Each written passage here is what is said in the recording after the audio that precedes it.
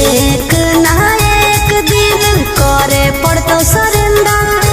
बनो ही जे शेर तोरा बनाए देतो बंदर। 12 बजे चलो बलंदर ओकर बाद मचो हो भंडर। जेकर बारे में बोलो ही हो रहो हमरे अंडर। 12 बजे चलो बलंदर ओकर बाद मचो हो बंदर। जेकर बारे में बोलो ही हो रहो हमरे अंडर।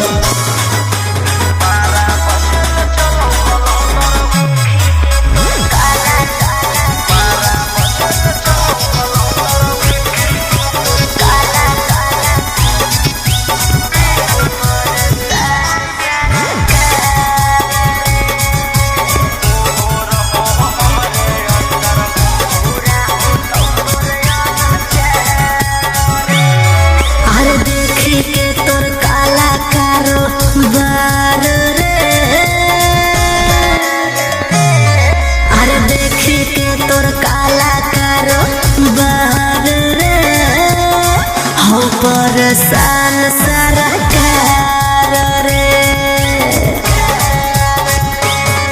अरे आगे पीछे लेके छोड़ा घूमो ही डिफेंडर। नेता विधायक से ज्यादा तोरे टांगल रहो कैलेंडर। 12 बजे चलो बलंदर ओकर बाद मचो हो भंडर। जेकर बारे में बोलो ही हो रहो हमरे अंडर। 12 बजे चलो बलंदर ओकर बाद मचो हो भंडर। जेकर बारे में बोलो ही हो रहो हमरे अंडर।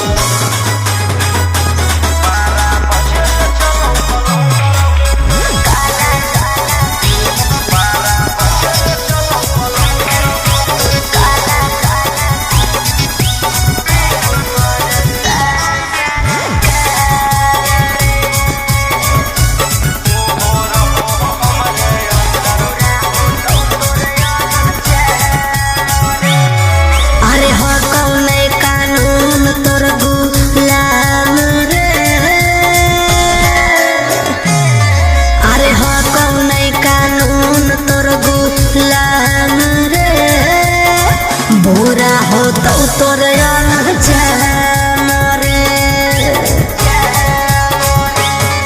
अरे राजा रोशन रोहिया जादे बने नहीं सिकंदर। जादे दिन नहीं चले वाला कहू तोर टेंडर। 12 बजे चलो बलंदर ओकर बाद मचो हो भंडर। जेकर बारे में बोलो ही हो रहो हमरे अंडर। 12 बजे चलो बलंदर ओकर बाद मचो हो भंडर। जेकर बारे में बोलो ही हो रहो हमरे अंडर।